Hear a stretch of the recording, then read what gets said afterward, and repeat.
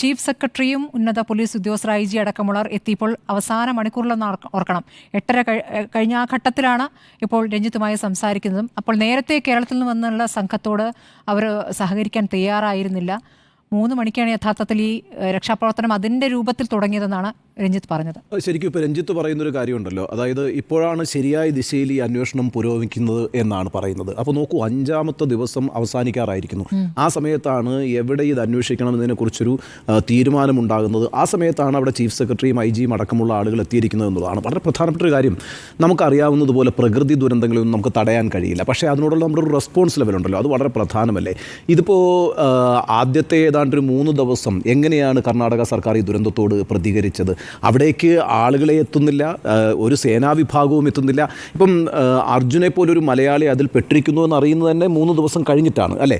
അപ്പോഴാണ് ഇവിടെ നിന്ന് മുഖ്യമന്ത്രി അടക്കമുള്ള ആളുകൾ കർണാടക സർക്കാരുമായി ബന്ധപ്പെടുകയും അതിൻ്റെ അടിസ്ഥാനത്തിലേക്ക് അങ്ങോട്ടേക്ക് ചില രക്ഷാപ്രവർത്തകർ എത്തുകയും ചെയ്യുന്നത്. എന്നാൽ സ്വന്തം ആളുകളുണ്ടല്ലോ ആ സംസ്ഥാനത്ത് തന്നെ. ഇപ്പം നമ്മൾ മനസ്സിലാക്കുന്നത് ആ ചായക്കടയിൽ ഏതാണ്ട് 10ഓളം ആളുകൾ ഉണ്ടായിരുന്നു എന്നാണ് ദൃക്സാക്ഷികൾ പറയുന്നതെന്നാണ് പറയുന്നത്. അപ്പം ആ 3 കണക്ക്. അപ്പോൾ അങ്ങനെ ആകുമ്പോഴത്തേക്കും ആ ആളുകളെ കുറിച്ചുള്ള അന്വേഷണം എത്രത്തോളം ആയിരിക്കുന്നു എന്നതിനെക്കുറിച്ച് നമുക്കൊരു ധാരണയുമില്ല. ഇപ്പോൾ കേരളത്തിൽ നിന്ന് അതിശക്തമായൊരു സമ്മർദ്ദം ഉണ്ടായിരിക്കുന്നു. നമ്മളടക്കമുള്ള എല്ലാ ടെലിവിഷൻ ചാനലുകളും കഴിഞ്ഞ 48 മണിക്കൂറുകളായിട്ട് ഈ വിഷയത്തിൽ മാത്രം ഊന്നി നിന്നുകൊണ്ടാണ് നമ്മളുടെ റിപ്പോർട്ടിംഗ് നടത്തിക്കൊണ്ടിരിക്കുന്നത്. അതൊക്കെ ഒരു വലിയ സമ്മർദ്ദമായി മാറുമ്പോൾ അർജുൻ എന്ന് പറയുന്ന ഒരാളിലേക്ക് ഈ ശ്രദ്ധ മാറിയിട്ടുണ്ട്. അവരുടെ ഈ പറയുന്ന പ്രാദേശികമായ വാദമൊക്കെ അടുത്തിടെ വളരെ ശക്തമായി ഉന്നയിച്ച ആളുകളാണല്ലോ കർണാടക സർക്കാർ എന്ന് പറയുന്നത്.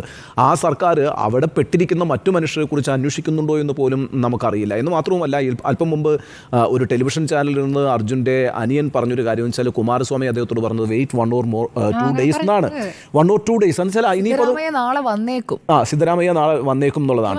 അതാണ് അത് നമ്മൾ കർണാടകം എന്ന് പറയുന്നത്. ഇപ്പം കേരളം എത്ര ചെറിയ സംസ്ഥാനമാണ് സ്മൃതി. ഇപ്പോൾ നമ്മൾ നോക്കൂ, നമ്മൾ ഈ കഴിഞ്ഞ ഒരു 25 വർഷത്തെ ഒരു ചരിത്രം എടുത്തു കഴിഞ്ഞാൽ എത്ര വലിയ ദുരന്തങ്ങളിലൂടെ നമ്മൾ പോയിട്ടുണ്ട് അല്ലേ. ഇപ്പം 2001 കേരളത്തെ ഞെട്ടിച്ച ദുരന്തമാണ് അമ്പൂരിയിലുണ്ടായ മണ്ണിടിച്ചിൽ എന്ന് പറയുന്നത് അല്ലേ. അമ്പൂരിയിലെ മണ്ണിടിച്ചിൽ എന്ന് പറയുന്നത് പിന്നെ ഏതാണ്ട് 39 മനുഷ്യരെ ജീവൻ നഷ്ടപ്പെട്ടു, വീടുകളടക്കം പോയി. പക്ഷേ എത്ര പെട്ടെന്നാണ്, ഞാനതാ പറഞ്ഞത്, ഒരു ചെറിയ സംസ്ഥാനമാണ് നമുക്ക് നമ്മുടെ അഗ്നിരക്ഷാസേന അല്ലെങ്കിൽ നമ്മളുടെ ഈ NDRF എന്നൊക്കെ പറയുന്ന അല്ലെങ്കിൽ അത്തരം ഫോഴ്സസ് ഒക്കെ വളരെ കുറവാണ്. എന്നിട്ട് കൂടിയും വളരെ പെട്ടെന്നാണ് നമ്മൾ ഈ പറയുന്ന രക്ഷാപ്രവർത്തനങ്ങൾ നടത്തിയത് എന്നുള്ളതാണ്.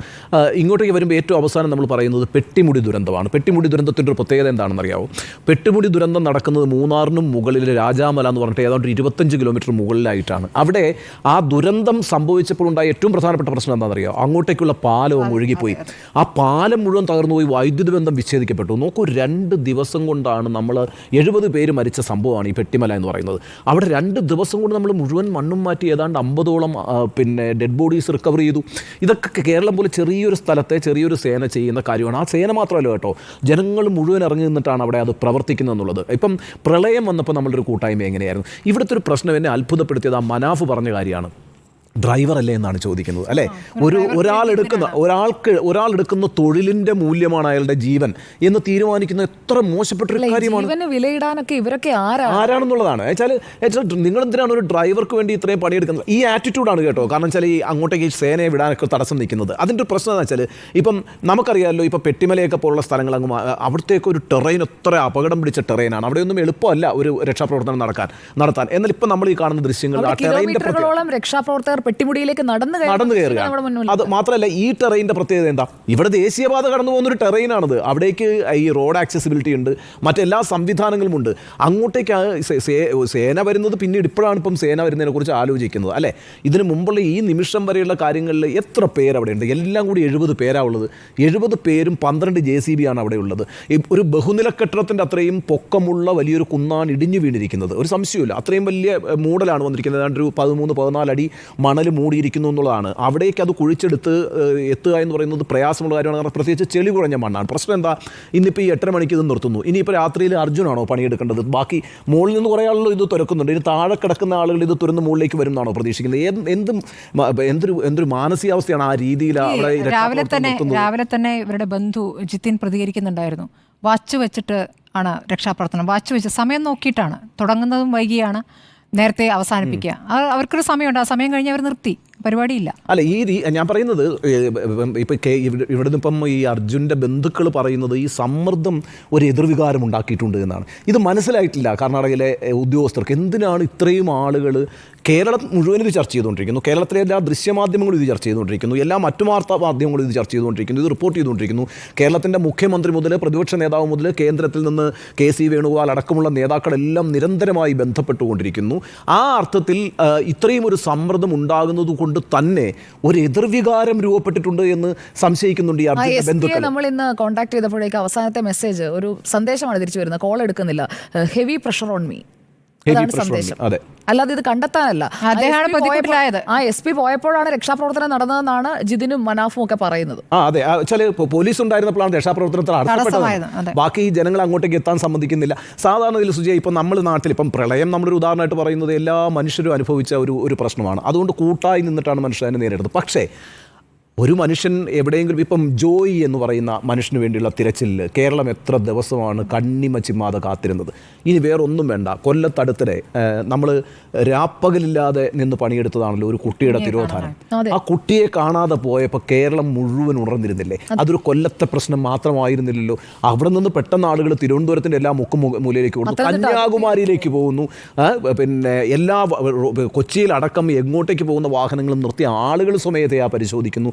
ഇങ്ങനെയുള്ള ഒരു റെസ്പോൺസ് ലെവൽ ഉണ്ടല്ലോ, ഒരു സൊസൈറ്റി റെസ്പോൺസ് ലെവൽ എന്ന് പറയുന്നത്, അത് വളരെ പ്രധാനമാണ്. സത്യത്തിൽ ഈ മലയാളി എന്ന് പറയുന്ന ഇതിൽ നമ്മൾ അഭിമാനിക്കുന്ന ഈ കാരണങ്ങളൊക്കെ കൊണ്ടാണ്. നമ്മളുടെ ഒരു കൂട്ടായ്മ, അതൊക്കെ ഇപ്പോൾ നമ്മൾ വാല്യൂ ചെയ്യുന്നത് മറ്റൊരു സ്ഥലത്തൊരു ദുരന്തമുണ്ടായപ്പോൾ അവരെങ്ങനെ പ്രതികരിച്ചു എന്നുള്ളതാണ്. എന്നെ സംബന്ധിച്ചിടത്തോളം അത്ഭുതകരമാണ് ഈ പറയുന്ന 3-4 ദിവസം ആ സ്റ്റേറ്റിൻ്റെ അകത്ത് ജീവിക്കുന്ന മനുഷ്യരോടൊരു ഉത്തരവാദിത്വമുണ്ടല്ലോ. ഇതിപ്പം കഴിഞ്ഞ ദിവസത്തെ ഏറ്റവും വലിയ വിവാദം എന്താണെന്ന് വെച്ചാൽ കർണാടക മണ്ണിന്മക്കൾ വാദമായിരുന്നല്ലോ സിദ്ധരാമയ്യ പ്രഖ്യാപിച്ചത്. കർണാടകത്തിലുള്ള ആളുകൾക്ക് ആദ്യം തൊഴിൽ, അതിനുശേഷം ബാക്കിയുള്ളവർക്ക് എന്ന മട്ടിലൊരു നിയമം കൊണ്ടുവരാനുള്ള ഒരു ആലോചന നടത്തിയ സംസ്ഥാനമാണ്. അത് ബാധകമാണോ എന്ന് ഇത് കാണുമ്പോൾ സംശയം തോന്നുന്നുണ്ട്. അല്ല സുജയ, ജീവൻ രക്ഷിക്കണമെന്നല്ല വെച്ചാൽ ഇപ്പം അർജുൻ്റെ പ്രശ്നം നമ്മൾ ഉന്നയിച്ചു, ശരി. അർജുൻ്റെ പ്രശ്നം നമ്മൾ കണ്ടെത്തുന്നപ്പോഴാണ് 73 മണിക്കൂർ കഴിയുമ്പോഴാണ് അല്ലേ ആ വീട്ടുകാർ വിളിക്കുമ്പോഴത്തേക്കും കിട്ടുന്നില്ല.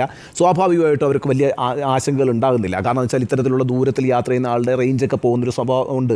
അപ്പോൾ അതുകൊണ്ട് ആശങ്ക ഉണ്ടാകുന്നില്ല. പക്ഷേ പിന്നീട് മനാഫ് ഇതറിയുകയും മനാഫിനെ അറിയിക്കുകയും ചെയ്യുമ്പോൾ മനാഫ് പോയി അവിടുത്തെ പോലീസ് സ്റ്റേഷനിലേക്ക് ചെന്ന് കാര്യങ്ങൾ പറയുമ്പോഴുള്ള റെസ്പോൺസ് ലെവൽ എന്താണെന്നറിയാമോ? അന്വേഷിക്കാം എന്നാണ്. അപ്പോഴും ഈ പറയുന്ന മനാഫ് എന്നൊരാൾ അർജുൻ എന്ന് പറയുന്ന ഒരു മലയാളിയുടെ വിഷയവുമായി ഷിരൂരിലെ പോലീസ് സ്റ്റേഷനിലേക്ക് എത്തുമ്പോൾ അവിടെ അല്ലാതെ തന്നെ 10-12 പേര് മരിച്ചു കഴിഞ്ഞിട്ടുണ്ട് ഓൾറെഡി. അതിൽ ഈ 7 പേരെന്ന് പറയുന്ന ആ ചായക്കടയിൽപ്പെട്ട ആളുകളാണ്. ആ കുടുംബം മൊത്തം പിന്നെ ആ നദിയിലേക്ക് പോവുകയാണല്ലോ ചെയ്യുന്നത്. അതുകൂടാതെയാണ് നമ്മൾ ഈ പറയുന്ന 10 പേരുണ്ടെന്ന്. ആ 10 പേരെന്തായാലും അന്യനാട്ടുകാരായിരിക്കാനുള്ള യാതൊരു സാധ്യതയില്ല. ആ പ്രദേശത്തൊക്കെ പണിയെടുത്ത് ജീവിക്കുന്ന ആളുകളായിരിക്കും. ആ ചായക്കടയിൽ സ്വാഭാവികമായിട്ടും രാവിലെ ചായയൊക്കെ കുടിക്കാനായിട്ട് വന്നിട്ടുണ്ടാവുക. അബദ്ധവശാൽ ആ സമയത്ത് മലയാളിയായ അർജുൻ അവിടെ വന്ന് ചായ കുടിക്കാൻ വണ്ടി പാർക്ക് ചെയ്യുന്നു എന്നുള്ളത് മാത്രമാണ് അവിടെ സംഭവിച്ചിരിക്കുന്നത്. ബാക്കി എല്ലാവരും ആ പ്രദേശത്തു നിന്നുള്ളവരാണ്. ആ പ്രദേശത്തു നിന്നുള്ളവരോട് ആ പ്രദേശത്തിൻ്റെ ചുമതലക്കാരായ സർക്കാരിനുള്ള ഉത്തരവാദിത്വത്തെക്കുറിച്ചാണ് ഞാൻ ആദ്യം ആശങ്കപ്പെടുന്നത്. അർജുൻ തിരിച്ചു വരട്ടെ എന്ന് പ്രാർത്ഥിക്കുമ്പോഴും എത്ര എന്താണ് ആ റെസ്പോൺസ് ലെവൽ എന്നുള്ളതാണ്. അതാണ് ഞാൻ നേരത്തെ പറഞ്ഞത്. മാത്രമല്ല ഇങ്ങനെ ചോദിക്കും കേട്ടോ, അത് സ്വാഭാവികമാണ്. കേരളം വിട്ട് പുറത്ത് യാത്ര ചെയ്തിട്ടുള്ളവർക്കും താമസിച്ചിട്ടുള്ളവർക്കും നന്നായിട്ട് അറിയാം. After all he's a driver, why you are worrying?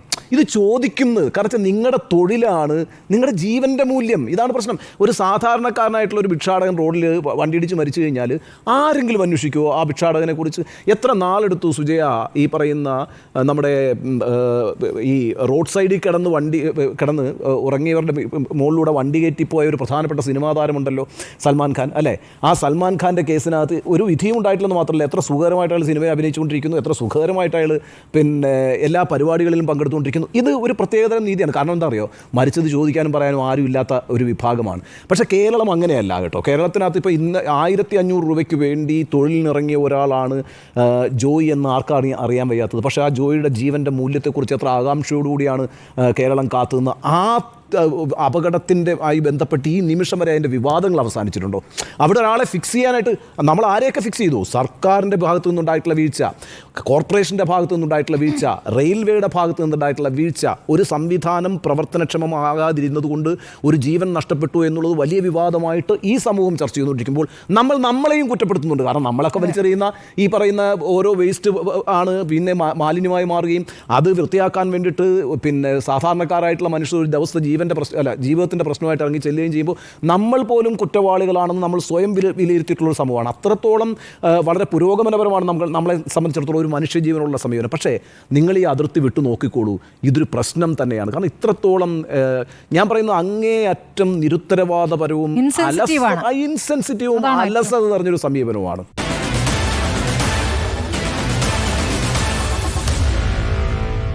Meet the editors.